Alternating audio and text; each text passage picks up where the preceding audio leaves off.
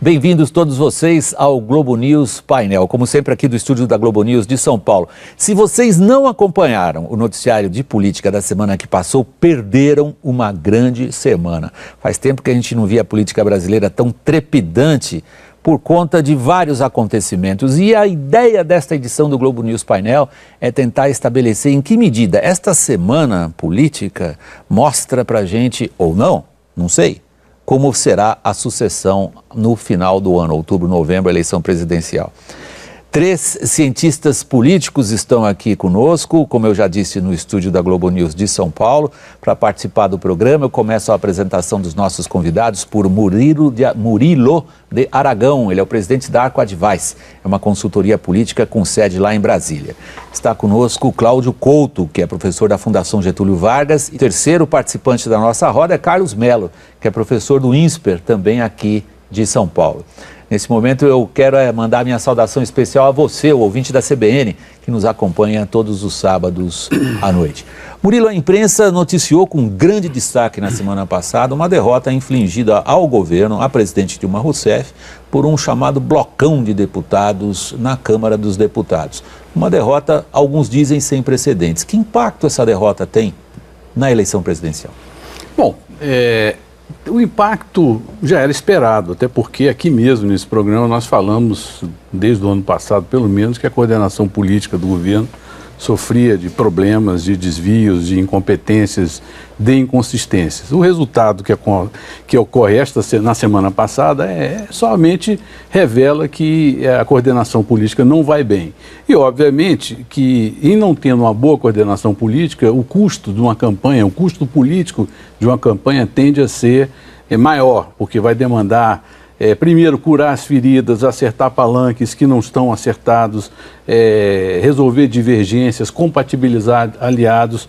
E é um desafio que a presidenta Dilma tem para fazer, até porque a pré-campanha muitas vezes é mais importante que a campanha. Você vê o impacto, então, do que aconteceu? Claro, sem dúvida. Nas chances dela, inclusive? Olha, ela continua sendo favorita, sem dúvida. Agora, as dificuldades, cada dia que passam, aumentam por conta dessas questões.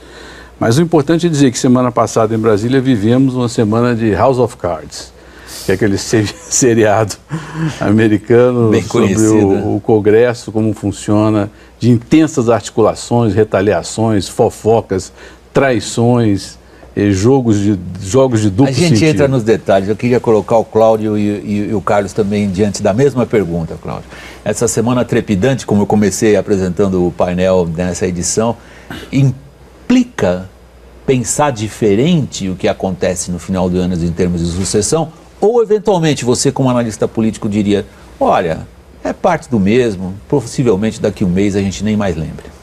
Olha, eu estaria mais próximo da segunda opção, né, de que a gente, na realidade, está vendo um jogo que se repete periodicamente, do que propriamente uma grande mudança de rumo.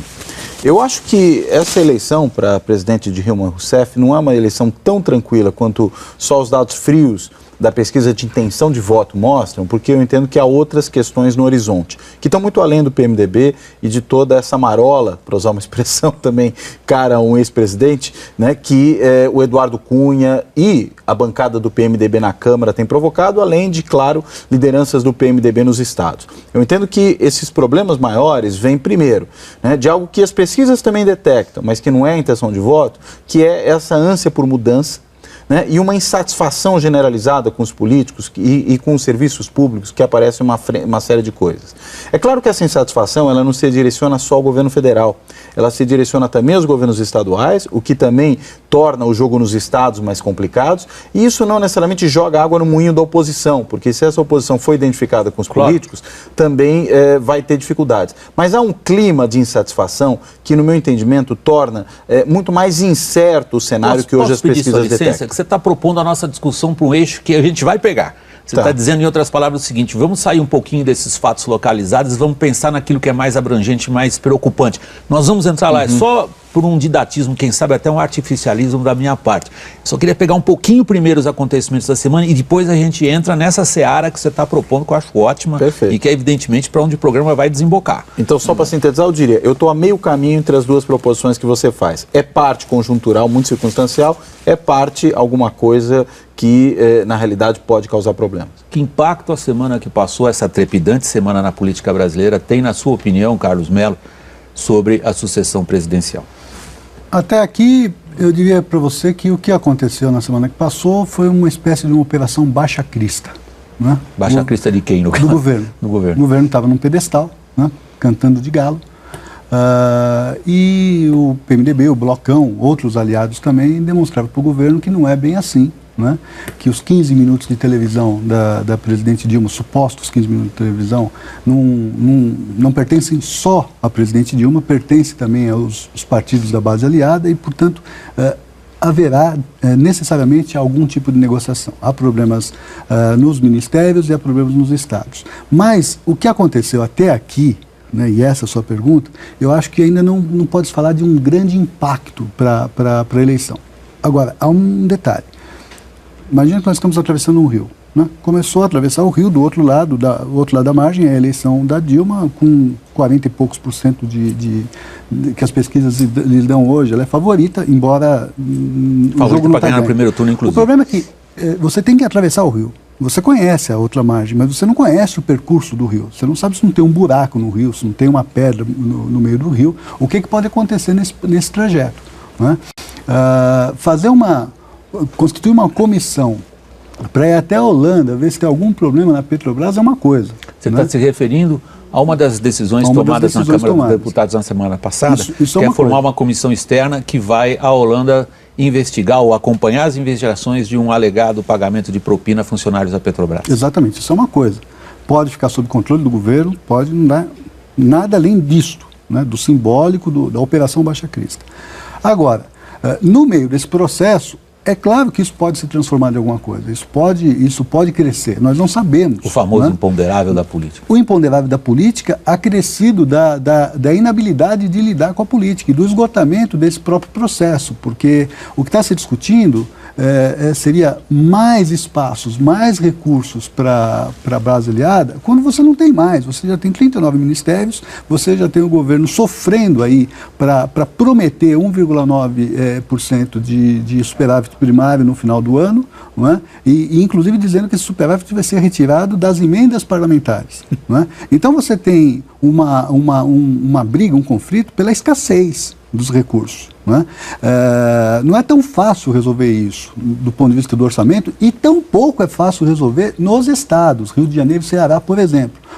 Então, até aqui nada, mas é claro que isso pode se agravar dependendo do transcorrer do processo. Vamos então para a seara que propõe o Cláudio, deixar, se você estiver de acordo, Murilo, ainda há o que falar do que aconteceu na semana? Em primeiro lugar é o seguinte, a confusão dentro do PMDB já tem um efeito. O efeito é dividir o partido entre aqueles que são realmente governistas e aqueles que vão... Dividir entre Senado e Câmara também. Exato, entre Senado e Câmara. Em algum momento, essa divisão de forças vai se espelhar no comportamento do partido na eleição. O que não me parece ameaçado é a coalizão do nível federal com Michel Temer como candidato a vice na chapa com Dilma. Até porque o PMDB não tem outras alternativas. Já está muito tarde para ter outras alternativas. Você disse coligar eventualmente, com outro partido. A segunda consequência, que é importantíssima, é o fato que existe latente dentro do PT e dentro do lulismo um movimento Volta Lula. E o movimento Volta Lula tem, entre outras razões, acusar o governo Dilma de ser extremamente incompetente na gestão política. As maiores críticas que a gente ouve hoje, nós jornalistas, são feitas por deputados do PT. Por deputados do PT. Então é o seguinte, a grande crise, a grande crítica é, olha, o governo Dilma é um governo incompetente politicamente, não sabe dialogar, não é um governo de agregar, é um governo crítica feita pelo PT. Pelo próprio PT e por todos os outros. Então, na hora em que o partido e o próprio governo se depara com a grave crise dentro do Congresso, crise anunciada, que nós lá na Arco Advice fazemos pesquisas mensais de comportamentos de votação. E desde o início do governo, o percentual de apoio ao governo dentro da Câmara vem caindo e chegou a um nível baixo já nos primeiros meses do ano. Então, seguinte, os aliados do próprio PT, ou parte do PT, diziam, puxa vida, nós estamos vendo o lulismo se desmilinguir por conta de uma incompetência de gestão política. Ora, qual é a resposta natural a isso? Volta a Lula, porque o Lula é percebido como competente politicamente. E isso, na minha opinião, é um efeito gravíssimo, que é uma sequela gravíssima dessa semana, que poderá ter consequências adiante. Não acredito, desde já, que Dilma deixe de ser a candidata, mas fica no ar uma situação onde ela não goza da simpatia da própria base original dela. Claro, eu te proponho então o seguinte raciocínio. Nós estamos olhando um microcosmo, que é o cosmo que é o universo das articulações políticas dentro do legislativo, com os diversos interesses partidários, e você, na sua intervenção única até agora no programa, diz, vamos olhar a situação mais abrangente. Você colocou muita ênfase nisso que você caracterizou como um sentimento difuso, aí a adjetivação é minha, de mudança. Como é que se relacionam esses dois aspectos? As articulações políticas no ambiente do Congresso. 2, esse sentimento de mudança que você detecta e que você considera, na sua análise, se eu estou interpretando corretamente, perigoso para o governo. Na realidade, eu não entendo que essas duas coisas se excluem, né? Eu acho que são dois aspectos importantes que precisam ser considerados em qualquer análise. O meu ponto é mais que eu não entendo que os eventos dessa semana, eles sejam por si sós suficientes para gerar um grande problema para o governo nesse ano. Eu acho que eles são muito mais sintoma de uma série de problemas que vem se avolumando do que provavelmente eles próprios serem os problemas. Se a gente olha, por exemplo, os mapas de votação na Câmara dos Deputados no primeiro ano de governo Dilma e no ano passado, para pegar anos inteiros e compará-los, a gente vê que a gente tem um governo muito mais dependente de votos da oposição e uma votação muito mais dispersa entre aqueles deputados de todo esse bloco aí de partidos de adesão, do qual o PMDB é a parte principal, mas não é a única. Ou seja, esses deputados estão muito menos leais ao governo hoje do que eram antes. Por quê? Em parte por isso que o Murilo aqui já falou, pelo fato de que o governo Dilma é um governo muito ruim de articulação política. E aí, claro, faz muita gente dentro e fora do PT ter saudades de Lula, que era um presidente muito mais afeito às negociações políticas e eu diria mais uma coisa, muito menos centralizador. E com isso conferia aos seus auxiliares autonomia para poder fazer o trabalho. Isso vale tanto para a gestão do governo e isso vale também para a negociação política da coalizão. E eu diria, só para concluir aqui, que tem duas consequências. Uma na própria gestão da coalizão, que vai mal e que tem dificuldades e que gera muito mais problemas, e só não é pior porque também para esses partidos estar fora do governo é muito pior do que estar dentro, mas por outro lado gera problemas na própria gestão. O Carlos chamava a atenção aqui para o número imenso de 39 ministérios, que funcionam para de alguma maneira acomodar aliados e gente do próprio PT, mas tem um dado, gerir 39 ministérios com estilo centralizador, como é o estilo da presidente Dilma, é uma coisa insana.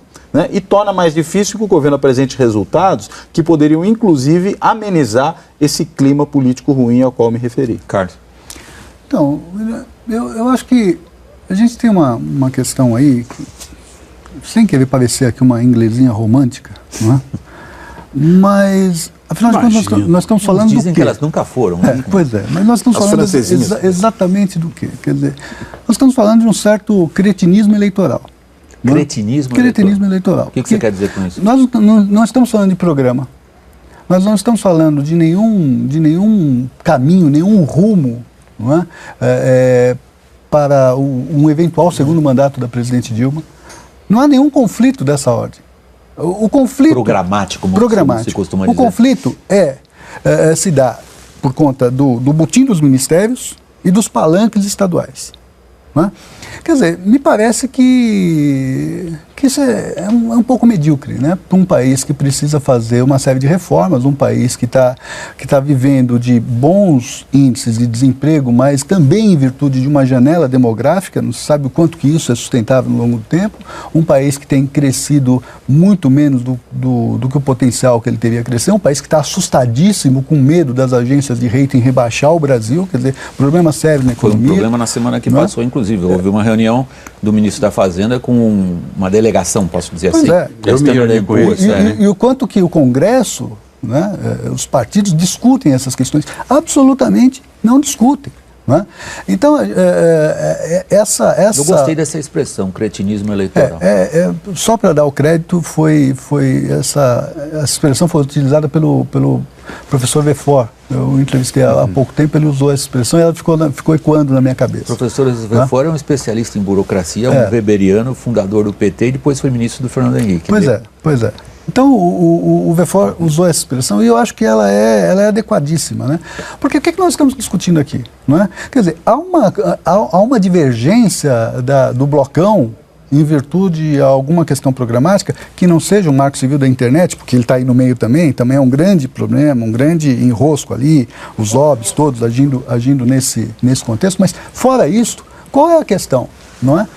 Qual é o problema com a presidente Dilma no eventual segundo mandato? Eu acho que há uma série de questões, há uma série de problemas que deveriam ser discutidos e absolutamente não estão sendo discutidos. O blocão não foi formado por conta disso. Mas aí deixa eu provocar um pouco vocês como cientistas políticos. Quando vem um dos pré-candidatos, por exemplo, o governador de Pernambuco, Eduardo Campos, e diz, como ele fez em São Paulo, no início da semana, que o Brasil não aguenta mais 4 anos com a Dilma porque ele acha que não há um programa. Ele não está de uma maneira popularesca, que é óbvio que todo político tem que adotar se ele quiser se dirigir às pessoas que não têm o nível de sofisticação que vocês têm na análise política. Ele não está colocando um programa na mesa ou não?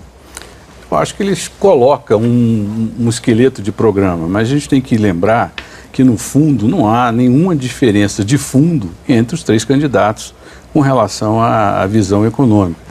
É evidente que Dilma extrapola um pouco a sua, vamos dizer, essa posição de centro-esquerda, sendo mais intervencionista do que o Fernando Henrique, do que, enfim, basicamente o marco de comparação é Fernando Henrique. Mas, no fundo, todos os 3 gostam um pouco do governo forte, do BNDES, de uma CEMIG forte, de Furnas, estatal. Então, eu não vejo no Brasil uma grande discussão de modelo. Seria essa a sua resposta à crítica que o Carlos Melo faz? De certa forma, sim. E a segunda razão, eu não digo uma resposta, eu não dou uma resposta, mas eu dou uma justificativa. O primeiro ponto, Carlos, é que não há grandes divergências de fundo com relação à gestão do país. Há, sim, hoje uma divergência de gestão econômica financeira. O segundo ponto, as forças políticas brasileiras são eminentemente regionais, paroquiais. Elas estão voltadas para controlar seus feudos políticos e a expressão desses feudos na política nacional. Por isso que no PMDB se nota claramente que é um partido que tem organização tática, mas não tem uma orientação tática, mas não tem uma orientação estratégica. E o terceiro ponto, que se discute intensamente dentro do governo, desde o começo do governo Dilma, aliás, até mesmo antes do governo Dilma, antes da sua montagem, foi a divisão dos espaços políticos para atender os interesses do que nós temos como presidencialismo de coalizão. E esta divisão nunca foi feita de forma adequada. O governo desinstitucionalizou o governo, a gestão do governo, por exemplo. Portos não era decidido pela Secretaria de Portos, mas sim pela Casa Civil. A aviação civil era decidida pelo Tesouro, não pela aviação civil. Então isso cria dentro do governo uma bagunça que se revela, que é agravada pela má interlocução política. Então a grande crítica que se faz, e o blocão surge, não é para discutir ideias, é para discutir processo. Diante da falta de programa, não é de outra coisa então que a gente teria que falar daqui até outubro, a não ser de personalidades e de articulações, Cláudio? É que eu acho que, na realidade, eu não sei, eu lançaria um pouco aquilo que o Carlos levantou, no seguinte sentido: a quem falta programa? Né? É curioso que, num certo momento, só para pegar o problema da crítica, a gente critica o governo fortemente, seja por opções de política econômica que são demasiadamente intervencionistas, seja por uma posição em relação à regulação da mídia, que é percebida como intervencionista, seja em relação a uma série de políticas na área externa que são percebidas como ideológicas. A gente pode não concordar. Agora, isso é programa, né? Isso tem um conteúdo ideológico, programático claro, né? Eu não entendo que isso é uma posição completamente anódina. A meu ver, onde falta uma clareza programática maior é menos, digamos, na liderança principal desse governo e muito mais nessa base de aliados, da qual o PMDB faz parte, que realmente essa é desprovida de conteúdo mais efetivo em uma série de questões, né? Saiu essa semana um artigo muito interessante do Hélio Gaspari, né, em que ele questionava o seguinte, ele falou, olha, esse PMDB, qual é a política pública contra a qual ele, como partido, se opôs? E não há nenhuma, né? Na verdade, eles estão barganhando espaço, eles estão barganhando apoio nos estados, eles estão barganhando um melhor processo, né, como o Murilo colocou aqui agora há pouco. Agora, esse partido, o PMDB, e veja, o PMDB é só o ator mais proeminente de um grupo de partidos que compõem o chamado Blocão, que todos eles não têm um conteúdo programático muito nítido. É curioso que esses partidos já foram, né, à exceção até do PMDB, mas alguns anos atrás, PP, PR, PTB, aquilo que a gente pode chamar do cerne do conservadorismo político tradicional brasileiro. Só que eles se esvaziaram ao longo do processo de democratização e eles são hoje meros partidos de adesão a governos. Eles aderem a governos desde que bem recompensados. E apenas vão operar como atores de veto com parcelas das suas bancadas, quando alguma questão muito cara a essas parcelas, dados as suas vinculações, forem contrariadas. É o caso de quando a bancada evangélica veta alguma coisa, ou quando a bancada ruralista veta alguma coisa. Agora, o PMDB como um partido, o PTB como um partido, o PR como um partido, esses realmente não têm programa nenhum. E aí o programa passa sempre ao largo, como passou no período Fernando Henrique, com apoio dos mesmos partidos, o programa do PSDB de reformas do Estado, de combate à inflação, etc., e como passou ao largo, desde o começo do governo Lula, o seu programa. Eu li a coluna do Hélio, como eu leio ele sempre. O argumento é interessantíssimo, porque tem aquela típica ironia dele, que é o seguinte, afinal de contas, esses caras estão brigando pelo quê?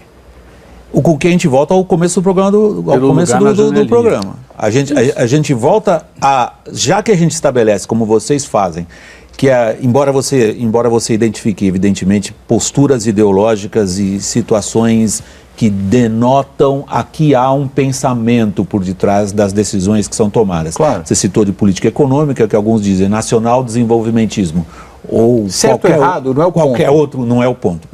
Política externa, apoio ao governo de Maduro. Certo ou errado é uma questão ideológica. Mas aí a gente volta ao ponto inicial.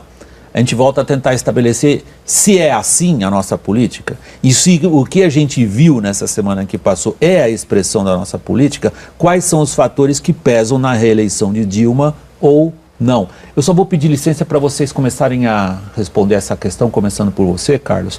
Logo que a gente voltar do intervalo, eu estou chegando ao final do primeiro bloco, deixo essa questão para vocês no ar. Logo passo a palavra a você daqui a pouco. Afinal de contas, se assim é a nossa política, que fatores pesam ou não na reeleição da atual presidente? Fiquem conosco, até já.